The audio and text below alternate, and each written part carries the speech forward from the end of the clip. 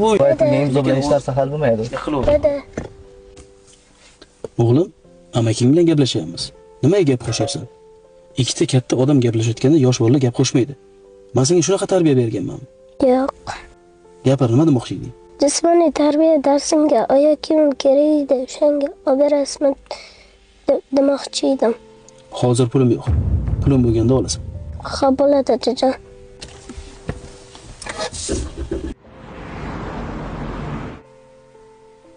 Alo, dadajon. Nima o'g'lim? Biz sening bilan maktabdan chiqdik. Ishxonangizga o'tiraylikmi? Kelaylik bo'lam. Xo'p.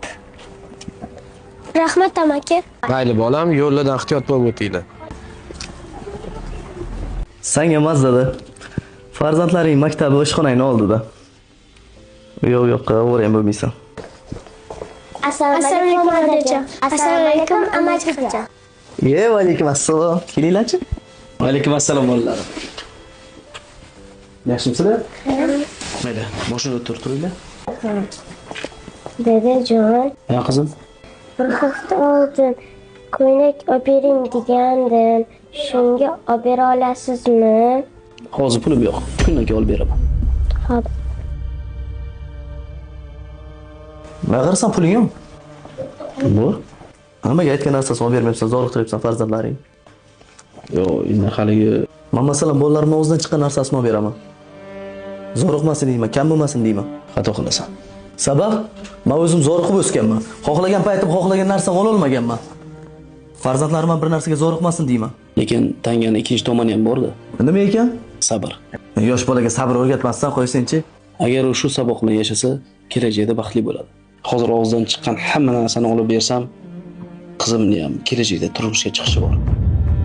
Yerni esa og'zidan chiqqandan olib beradigan darajada sharoiti bo'lmasligi mumkin. Keyin nima bo'ladi? Urush bo'ladi. Hozir nima ko'p? Ajralish ko'p. Men esa qizimni, bolalarimni sabr qilishga o'rgatyapman. Agar hozirdan yo'qchilikka qanoat qilib yashashni o'rgatsam, ertaga erini tushunadigan soliha ayol bo'lib yetishadi. Ularni birinchi so'raganda ko'zlaridagi hirsini ko'rganingda edi. Nafs alangasi yonib turardi. Hozir esa unchalik emas.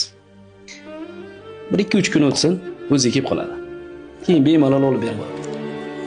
Odamlarga ham hayron qolaman. Juda ham betarbiya. Musurni xohlagan joyga otib ketadi. Bunaqalar ko'p armiya. Misol uchun, mana urna.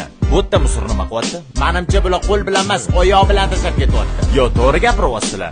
Urnalarimiz ko'p emas, lekin bu degani xohlagan joyingga otib ketaversang bo'ladi degani emas. Bu cho'klarni gapirmasa ham bo'ladi. Chak bo'ldimi otib yuboradi. Supurgi bilan boshiga bir ursa, yo 0-2 qilib yotib oladi. Voy buni qarang go'zalligini. O'zbek Navo kuyimi?